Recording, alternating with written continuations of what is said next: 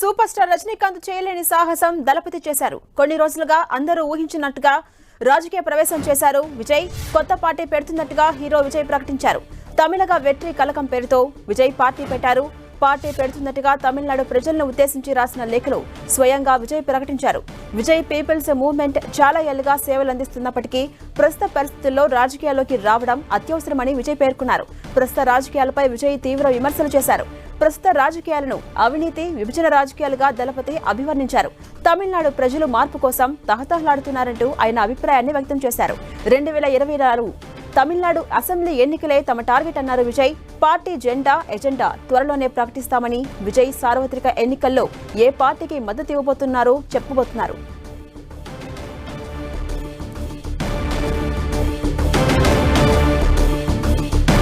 ఇదే అంశంపై మరింత సమాచారం మా ప్రతినిధి మురళి అందిస్తారు. మురళి,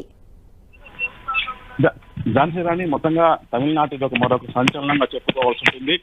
తమిళ నటుడు విజయ్ ఒక కొత్త పార్టీని ప్రకటించారు. తమిళ వెట్రి కళగం పేరిట ఈ పార్టీని ఆయన ప్రారంభించారు. కొద్దిసేపటి క్రితం ఆయన ట్విట్టర్ లో ఆ మేరకు ప్రకటన చేశారు. దాదాపు 3 పేజీల ఆ ప్రకటన సారాంశం మనం చూస్తే తాను కొత్తగా తమిళ వెట్రి కళగం పేరిట పార్టీని ఏర్పాటు చేస్తున్నట్టు చెప్పారు. అయితే తమిళనాడులో ఒక అవినీతి, కుల, మత రాజకీయాలు రాజ్యమేలుతున్నాయి. వాటి నుంచి తమిళ ప్రజలకు ఒక స్వేచ్ఛ కల్పించేందుకే తాను ఈ మేరకు పార్టీ ప్రకటన చేస్తున్నట్టుగా కూడా విజయ్ చెప్పడం జరిగింది. అంతేకాకుండా ఈ పార్లమెంట్ ఎన్నికల్లో తమ పార్టీ పోటీ చేయబోదు. 26లో జరిగే తమిళనాడు అసెంబ్లీ ఎన్నికల బరిలో ప్రస్తుతం పార్టీ ఉంటుందని కూడా విజయ్ చెప్పడం జరిగింది.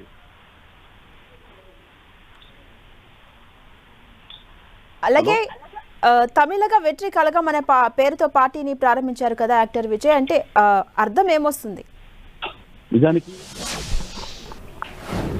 నిజానికి తమిళ వెట్రి అంటే తమిళ ప్రజల కూటమి అని అర్థము.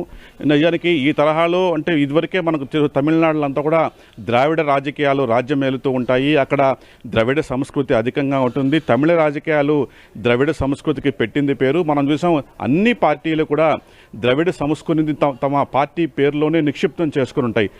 డిఎంకే అంటే ద్రావిడ మున్నేట్ర కళగం, అట్లాగే అన్నా డిఎంకే అంటే ఆల్ ఇండియా అన్నా ద్రవిడ మున్నేట్ర కళగం. అట్లా అంటే దాదాపు కూడా ద్రవిడ సంస్కృతిని ప్రతిబింబించేలా రాజకీయ పార్టీలు తమిళనాడులో ఏర్పాటైన సంగతి మనకు తెలిసిందే.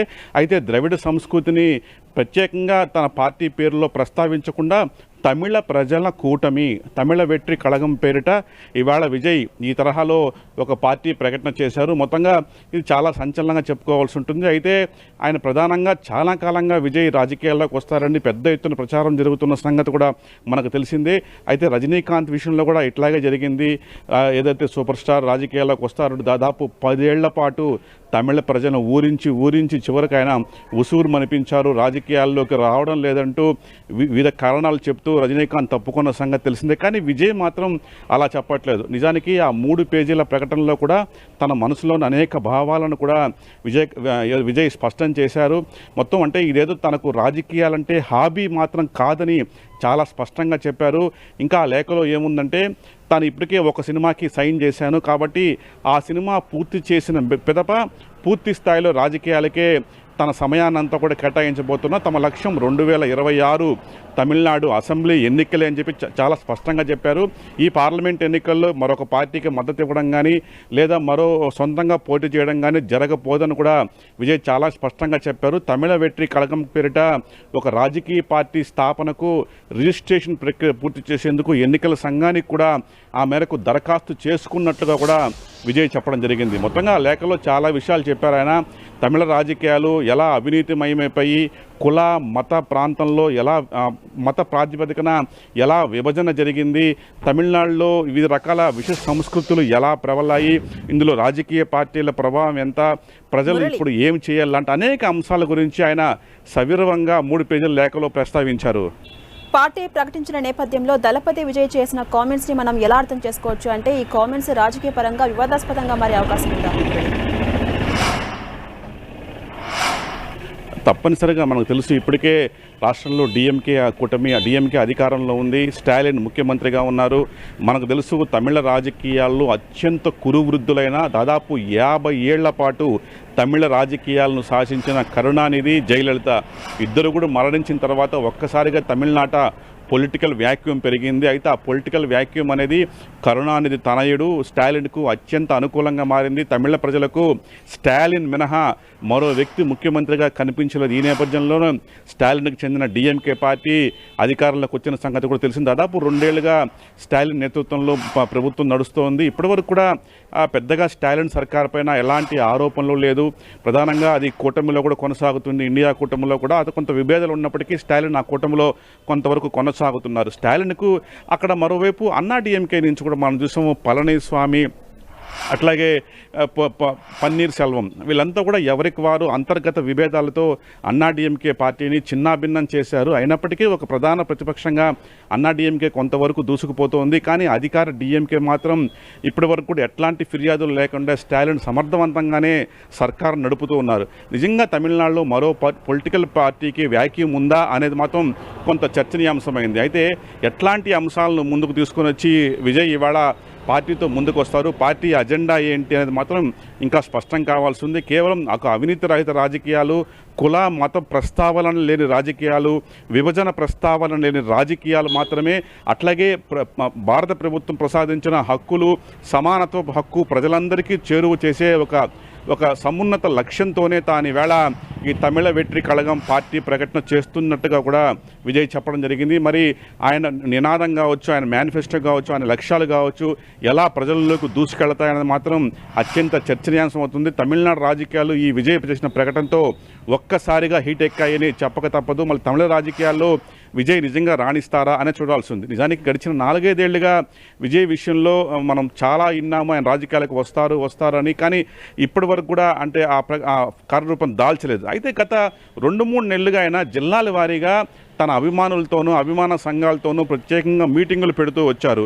కాబట్టి పార్టీ ఏర్పాటు ప్రక్రియను ఆయన వేగవంతం చేస్తారని మనమంతా కూడా భావించాం. ఆ దిశగానే ఈవేళ ఆయన పార్టీ కార్యరూపం దాల్చబోతున్నట్టుగా విజయ్ అఫీషియల్గా ప్రకటించారు. మళ్ళీ అధికార డిఎంకే సర్కార్ నుంచి ఆయనకి ఎలాంటి ప్రతిఘటన ఉంటుందనేది కూడా కొంత ఆసక్తికరంగా మారింది. అలాగే మురళి, విజయ్ పార్టీ పెట్టారు కదా, ఈయన పార్టీ జనాల్లోకి ఎలా వెళ్ళే అవకాశం ఉంది, డీటెయిల్స్ నిజానికి వచ్చే 2 ఏళ్ళు ఇందుకు సంబంధించిన సమగ్ర ప్రక్రియ ఆయన చేయాల్సి ఉంది. ఇప్పటికే కేవలం 2.5 సంవత్సరం ఇంకా కూడా పూర్తి కాలేదు డిఎంకే సర్కార్ అధికారంలోకి వచ్చిన తర్వాత. కాబట్టి 2026లో తమిళనాడు ఎన్నికలు జరగబోతోంది. దాదాపు అంటే సుమారుగా 3 ఏళ్ల పీరియడ్ ఉంది. ఈ నేపథ్యంలో అంత ఈజీగా ఒక పార్టీ దూసుకెళ్తుందా అనేది కూడా చూడాల్సి ఉంది. మనకు తెలుసు ఎంజీఆర్ లాంటి నటులు తక్కువ సమయంలో, అంటే ఎన్టీఆర్ తరహాలో తక్కువ సమయంలో ఆయన ఒక పార్టీలో చేరి ముఖ్యమంత్రి పీఠాన్ని అధిష్ఠించారు. ఆవేళ అన్నాదురై లాంటి శిష్యులుగా కరుణానిధి, ఎంజీఆర్ వాళ్ళు చివరకు రాజకీయాల్లోకి వచ్చి ఇద్దరు కూడా ముఖ్యమంత్రులు అయిన సంగతి తెలిసిందే. అట్లాగే ఎంజీఆర్ వారసత్వం కోసం చివరకు జయలలిత దాన్ని చేజిక్కించుకోవడం, జయలలిత ముఖ్యమంత్రి కావడం, మరోవైపు కరుణానిధి జయలలిత మధ్య నడిచిన వార్ దేశాన్నంతా కూడా ఆకర్షించిన సంగతి కూడా మనకు తెలిసిందే. మరి ఈవేళ ఆ ఇద్దరు ఉద్దండులు కన్ను మూశారు. జయలలిత లేదు, కరుణానిధి గారు లేదు. కాబట్టి ఇట్లాంటి ఒక పొలిటికల్ వ్యాక్యూమ్ అయితే అక్కడ ఉంది. కానీ అప్పటికే ఒక పరిణతి చెందిన నాయకుడిగా, ఒక గొప్ప నాయకుని కుమారుడిగా స్టాలిన్ తనదైన ముద్ర వేసుకోగలిగారు. గతంలో ఎమ్మెల్యేగా అనేక మార్లు ఆయన పనిచేశారు. చెన్నై నగర మేయర్గా కూడా పనిచేసి శభాష్ అనిపించుకున్నారు. ఆయన అదే ప్రకారం తండ్రి నుంచి రాజకీయ వారసత్వాన్ని అందించుకొని ఈవేళ ముఖ్యమంత్రిగా స్టాలిన్ కొనసాగుతున్నారు. స్టాలిన్ కూడా తన కుమారుడు ఉదయనిధిని కూడా మంత్రివర్గంలోకి తీసుకొని ప్రస్తుతం ఆయన మంత్రిగా కొనసాగుతున్నారు. అంటే ఇప్పటి వరకు కూడా అట్లా డిఎంకే ప్రభుత్వం చాలా సాఫీగానే తమిళనాడులో ముందుకెళ్తోందని చాలా స్పష్టంగా కనిపిస్తుంది. ఇట్లాంటి ఒక సందర్భంలో విజయ్ ఒక పార్టీ పెట్టడం, ఇక్కడ ఆయన ఒక స్పేస్ని తీసుకునే ప్రయత్నం చేయడంలో ఎంతవరకు సక్సెస్ అవుతారనేది కూడా కొంత మనకు ఆశ్చర్యం కలిగిస్తుంది, కొంత ఆసక్తి కలిగిస్తుంది. నిజంగా ద్రవిడ రాజకీయాలు ఎప్పుడు చాలా భిన్నంగా ఉంటాయి. ద్రవిడ సంస్కృతితో పూర్తిగా తమిళ రాజకీయాలు పెనవేసుకుని పోయి ఉంటాయి. ద్రవిడ సంస్కృతిని, తమిళ ప్రజలను వేరు చేసి చూసే అవకాశమే ఉండదు. మరి ఆ తరహా వాతావరణంలోనే ఈ పార్టీ వస్తుందా? ఎందుకంటే మనం చూసాం, అంటే ప్రత్యేకించి ద్రవిడ పార్టీగా అంటే అధికార డిఎంకే విషయంలో ఉదయనిధి స్టాలిన్ చేసిన కొన్ని హిందూ వ్యతిరేక వ్యాఖ్యలు కూడా దేశవ్యాప్తంగా కలకలం రేపిన సంగతి తెలిసిందే. వారు కొంత నాస్తికవాదానికి అనుకూలంగా ఉంటారన్న సంగతి కూడా తెలిసిందే. మరి ఈ విషయంలో విజయ్ పార్టీ ఎలాంటి వైఖరి అవలంబించబోతోంది? హిందూ వ్యతిరేక భావనతోనా లేక సమానత్వంతో ముందుకెళ్తున్నది మాత్రం చూడాల్సి ఉంది. అలాగే మురళి, అయితే కొంతమంది చూసుకుంటే ప్రముఖులు సినీ రంగ ప్రవేశం నుంచి రాజకీయ రంగ ప్రవేశం చేసి అంత అభివృద్ధిని సాధించలేకపోయారు, ప్రజల అభిమానాన్ని సంపాదించలేకపోయారని చెప్పుకోవచ్చు. అయితే ఈ సమయంలో విజయ్ పార్టీ పెట్టారు. ఈ పార్టీ జనాల్లో ఎలాంటి ప్రభావం చూపబోతోంది? తప్పనిసరిగా ఇది చాలా సమంజసమైన ప్రశ్న. మనం నిజానికి చాలా కాలంగా అంటే బహుశా ఎన్టీఆర్ గారితోనే అది ఆ చరిష్మా అయిపోయిందేమో అన్న అనుమానాలు కూడా సందర్భాలు కూడా కనిపించకమాదు. ప్రత్యేకించి దక్షిణాది రాష్ట్రాల్లో కానీ ఉత్తరాది రాష్ట్రాల్లో కానీ హీరోలు, పెద్ద పెద్ద హీరోలు పార్టీ పెట్టి గడిచిన 20-25 ఏళ్లలో సక్సెస్ అయిన దాఖలాలు లేవు. మనం చూసాం ఏపీలో చిరంజీవి గారి విషయంలో ఏం జరిగింది కూడా మనం చూసాం. ఆయన ఒంటరిగా అధికారాన్ని సాధించి ముఖ్యమంత్రి కాలేందుకు కొంత ప్రయత్నించి విఫలమయ్యారు. అటు తర్వాత ప్రజారాజ్యం పార్టీ ఆయన ఆ పార్టీ కాంగ్రెస్లో విలీనమైంది. అట్లాగే పవన్ కళ్యాణ్ పార్టీ ఇప్పటికి కూడా ఫైట్ చేస్తూనే ఉంది. ఆ మాట చిన్న చిన్న హీరోలు తమిళనాడులో విజయకాంత్ కూడా పార్టీ పెట్టారు. ఇంకా చాలామంది పార్టీ పెట్టినా కూడా ముఖ్యమంత్రి స్థాయి వరకు వెళ్ళలేదు. నిజంగా ఓ పార్టీ పెట్టి అట్లాంటి ఒక సినీ గ్లామర్తో ముఖ్యమంత్రికి స్థాయి వెళ్ళే రోజులైతే ఇప్పుడు తప్పనిసరిగా లేవు. కేవలం సినీ గ్లామరే ఓట్లు రాలి పెట్టవు. వ్యక్తిగతంగా అతని పనితీరును, ప్రజల పట్ల అతనుకున్న అంకిత భావాన్ని, ఆ పార్టీ మౌలిక లక్ష్యాలను, ఆ పార్టీ సిద్ధాంతాలంతా కూడా ప్రజలకు నచ్చితేనే ముఖ్యమంత్రి అవుతారు. విజయ్ కూడా ఈ విషయం బాగా తెలుసని మనం భావించాలి. ఎందుకంటే తన సినిమాల్లో గడిచిన 4-5 సినిమాల్లో కొంత సందేశాత్మక అంశాలతో తన కథా చిత్రాలు రావడం జరిగింది.